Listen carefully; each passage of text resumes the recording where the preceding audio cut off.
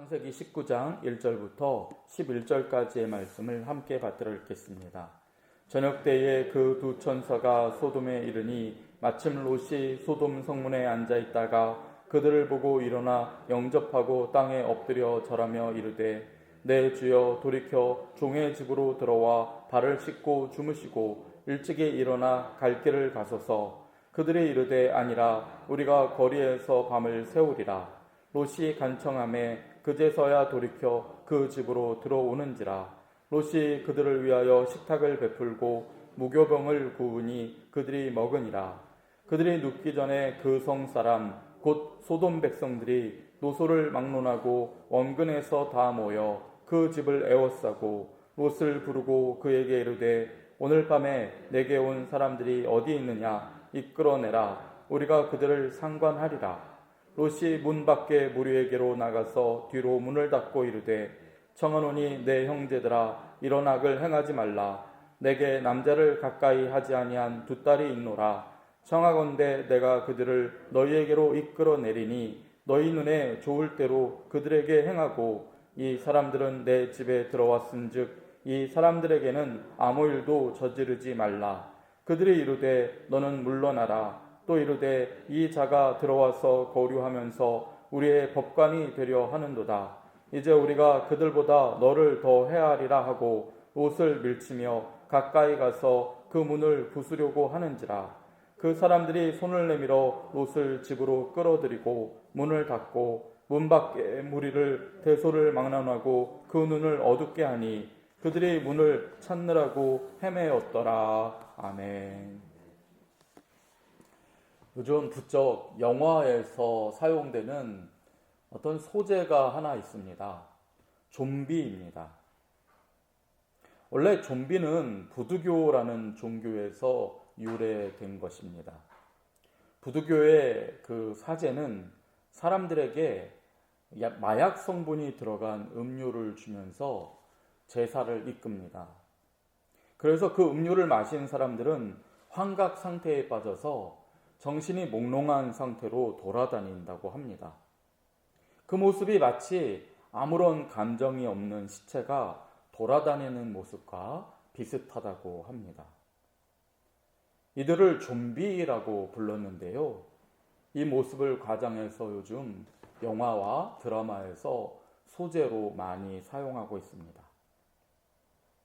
영화에 나오는 좀비는 사람의 모습을 하고는 있지만 사실은 시체입니다.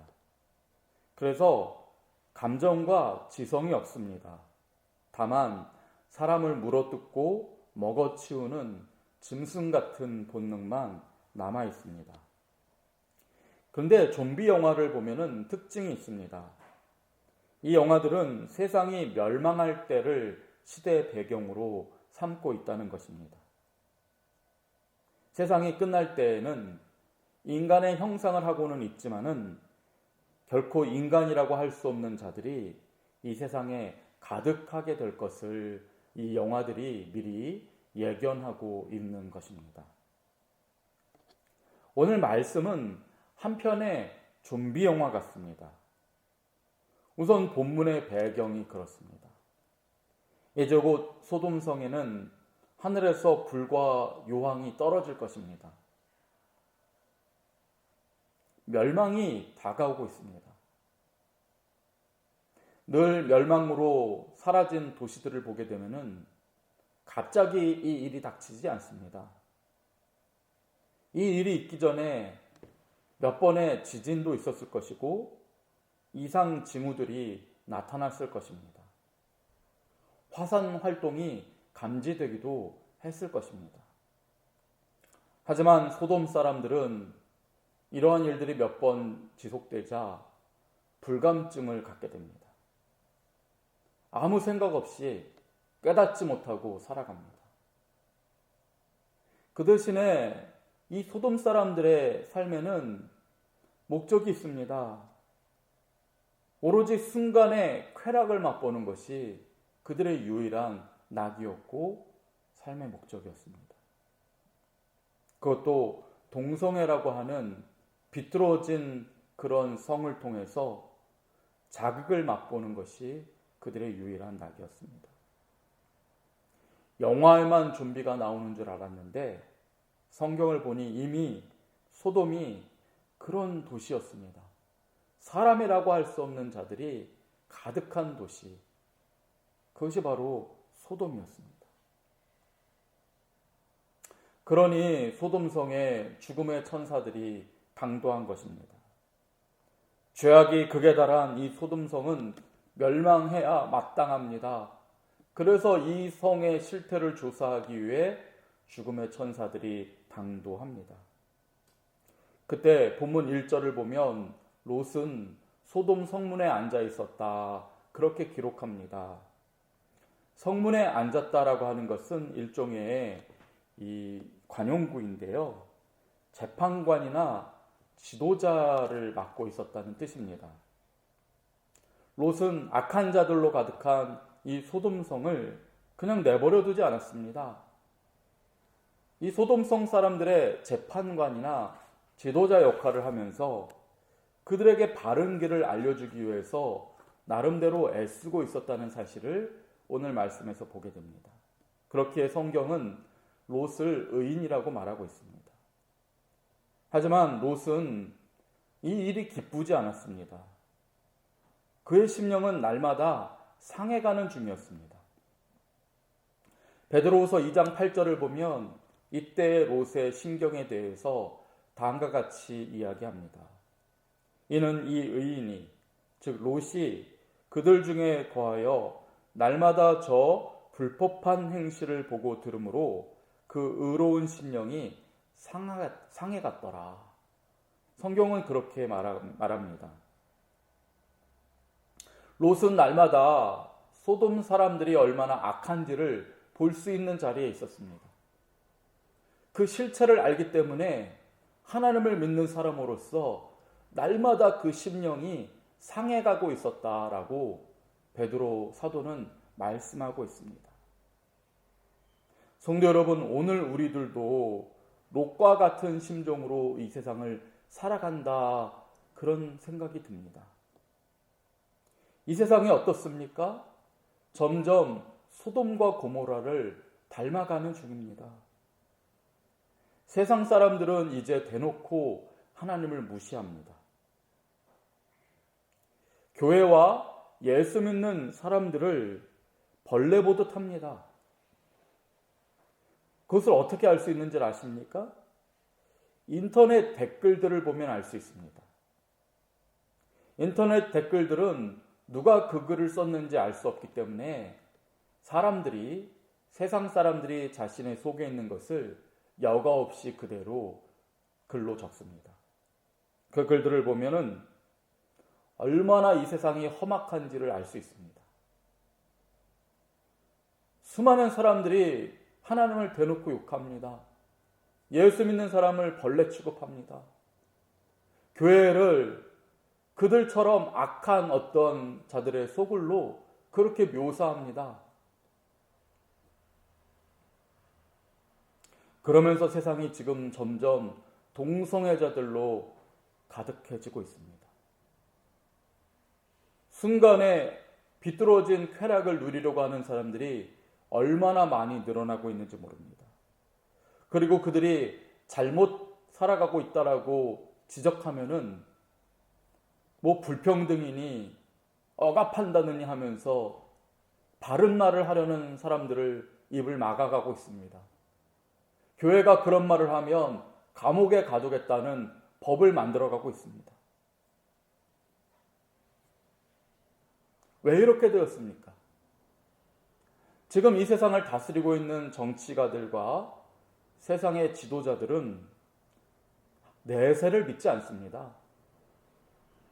그들은 죽음 이후에 세계가 있다는 말을 비웃습니다. 겉으로는 기독교인인 채 하는 그 국회의원들과 정치가들이 또 다른 곳에 가서는 불공도 드리고 다른 일들을 하고 있습니다. 그들은 하나님을 믿지 않습니다. 엄청난 부를 소유한 사람들에 대한 인터뷰를 제가 여러 차례 눈여겨보고 있는데 그들은 한 사람도 하나님이 계시다는 사실을 인정하지 않습니다.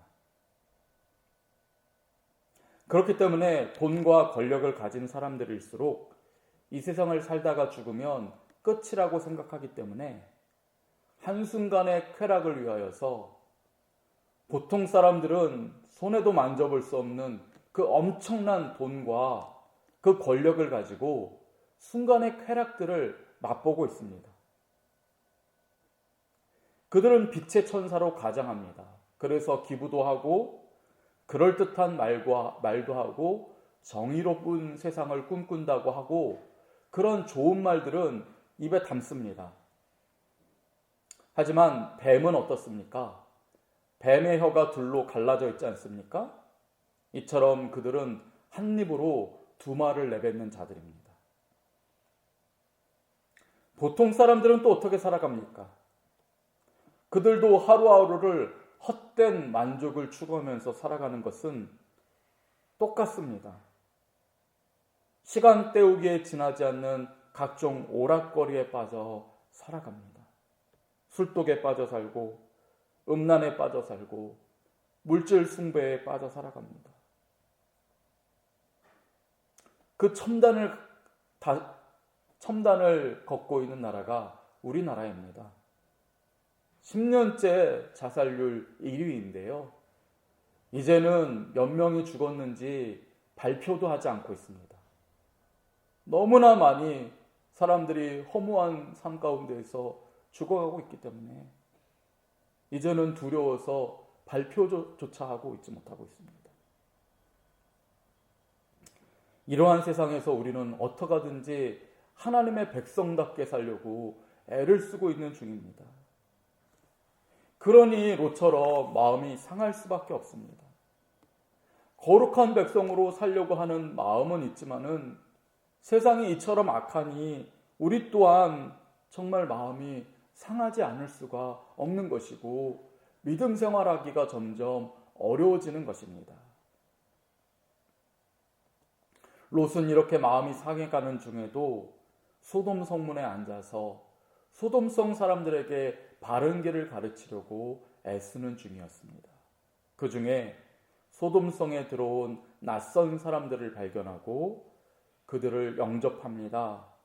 아브라함이 그랬듯이 롯도 하나님의 뜻이 나그네를 대접하는 것에 있음을 알고 그들을 대접하려고 애썼던 것입니다. 동방의 의인이었던 욥도 그랬습니다. 욥기 31장을 보면 욥은 이런 말을 합니다.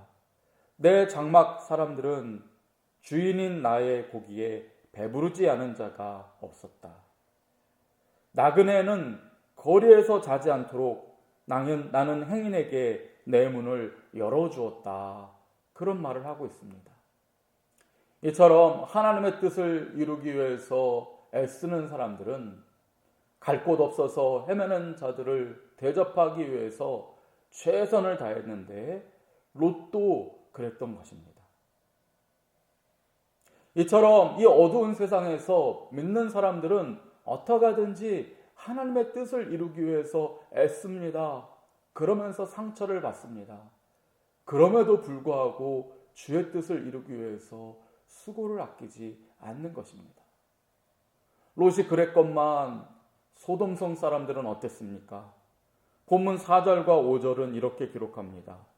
그들이 눕기 전에 그 성 사람 곧 소돔 백성들이 노소를 막론하고 원근에서 모여 그 집을 에워싸고 롯을 부르고 그에게 이르되 오늘 밤에 너에게 온 사람들이 어디 있느냐 이끌어내라 우리가 그들을 상관하리라 말하고 있습니다. 이 장면을 보면서 저는 정말 좀비 영화의 한 장면을 보는 것 같았습니다. 노인이나 젊은이나 가릴 것 없이 소돔 사람들이 원근 각지에서 롯의 집으로 몰려들었습니다. 그들은 롯의 집의 문을 두들기면서 말합니다. 너희 집에 들어온 그 사람들을 끌어내라. 내가 그들과 동성애를 해서 쾌락을 맛보리라. 소돔 사람들은요, 사람의 형상을 갖추고는 있지만 이미 사람이 아닙니다. 좀비처럼 사람에게 달려들어가서 강간하고 그리고 죽이려는 그 기괴한 쾌락에 온 마음과 정신이 팔려 있습니다. 지금 이 세상에 그런 사람들이 지금 늘어나고 있는 것입니다. 그리고 그런 사람들이 득세하게 되면은 이제 우리가 성경에서 보는 일들이 우리 가운데에도 일어나게 될 것입니다. 이때에도 롯은 본문 7절을 보면 말하지요. 내 형제들아 이런 악을 행하지 말라.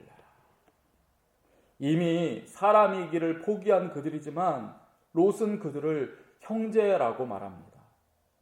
형제는 서로 닮습니다. 롯은 기대하고 있었던 것입니다. 지금 하나님의 뜻을 알지 못하지만 이들도 내 형제처럼 언젠가는 하나님의 뜻을 알겠지. 형제들아 이런 악을 행하지 말라. 끝까지 포기하지 않는 의인의 모습을 보여주고 있습니다. 하지만 이 롯을 보면은 동시에 한계도 보입니다. 본문 8절을 보십시오. 롯은 이렇게 말합니다. 내게 남자를 가까이 하지 아니한 두 딸이 있노라. 그들을 너희 눈에 좋을 대로 행하고 이 사람들에게는 아무 일도 저지르지 말라. 이렇게 말하지 않습니까? 롯은 지금 하나님의 뜻을 이루기 위해서 또 다른 하나님의 뜻은 저버리는 중입니다. 나그네를 대접하는 하나님의 뜻을 이루기 위해서 가족을 사랑해야 할 가장 기본적인 하나님의 뜻은 지금 저버리는 중입니다. 그래서 하마터면 딸들을 좀비와 같은 자들에게 내어줄 뻔했습니다. 저는 이 말씀을 보면서 어쩌면 이 세상을 믿음으로 살아간다는 우리들이 경계해야 할 점이 이것이 아닌가 생각해 보게 되었습니다. 우리는 하나님의 뜻을 어떻게 하든지 이루기 위해서 살아가는 중이지만은 또한 한편으로는 이 세상의 어두움에 어느 순간 물들어서 바른 판단을 하지 못할 때도 있는 것입니다. 롯이 지금 왜 이렇게 되었습니까? 그가 오랜 세월 동안 혼자 믿음 생활했기 때문입니다. 그는 지금 소돔 땅에서 고립되어 있습니다. 이미 소돔 성에는 롯 외에는 하나님의 뜻을 따르려는 의인이 없습니다. 말하자면 롯은요, 홀로 타는 석탄과 같은 것입니다. 하나의 석탄에 불을 붙여 보셨습니까? 그 하나의 석탄은요, 자신을 다 태우지도 못하고 어느 순간 스르르 불이 꺼지게 됩니다. 이 석탄이 자신을 온전히 다 태우기 위해서는 혼자 있어서는 안 됩니다. 불이 붙어 있는 다른 석탄들과 함께 있을 때 그 석탄은 그 생명을 다하는 때까지 활활 타오르게 되는 것입니다. 그런데 롯은요, 혼자 타는 석탄과 같았습니다. 그래서 때로는 잠깐 불타오르고 하나님의 뜻을 행한 때도 있었지만은 결국에는 꺼진 석탄처럼 믿음 잃고 믿음 있는 사람답지 않은 그런 판단과 행동을 하게도 되었던 것입니다. 여러분, 오늘 우리 시대가 그럴 수 있습니다. 지금 코로나19로 예배문이 점점 닫아져 가고 있지 않습니까? 그래서 혼자 신앙생활하는 사람들이 얼마나 많은지 모릅니다. 그들은요, 결국 혼자 타는 석탄과 같습니다. 때로는 의로운 삶을 살기도 하지만은 혼자 신앙생활하기 때문에 어처구니 없는 판단과 혼성 가운데서 세상 사람들과 똑같은 그런 행위들도 할 수가 있게 되는 것입니다. 결국 혼자 믿는 믿음은 오래가지 못합니다. 그 신앙은 쉽게 마련이고 세상의 가치관에 물들게 될 것입니다. 성경을 더 읽어보면은 우리는 롯의 말년이 어떻게 되었는지를 알 수 있습니다. 롯은 소돔이 멸망하던 날 구원은 받았습니다. 하지만 안타깝게도 홀로 살아가던 그 삶의 습관은 고치지 못합니다. 그래서 딸들과 함께 산속의 굴에 들어가 외롭게 삽니다. 그 결과 어떻게 됩니까? 딸들이 롯의 자식을 낳게 되지 않습니까? 그들이 모압 족속과 암몬 족속이 됩니다. 모압 족속과 암몬 족속은 성경에서 계속해서 하나님의 백성인 이스라엘을 괴롭히는 역할을 하게 됩니다. 롯은 홀로 고립되었고 혼자 믿음 생활하게 되었다가 부끄러운 구원을 받습니다. 그리고 그 결과가 결코 좋지 않은 말년을 살게 됩니다. 성도 여러분, 우리는 오늘 말씀에서 롯을 타산지석으로 삼아야 될 것입니다. 이 어두운 세상에서 우리가 혼자 살아서는 안 됩니다. 함께 신앙생활해야 합니다. 함께 성령의 불로 활활 타올라야 합니다.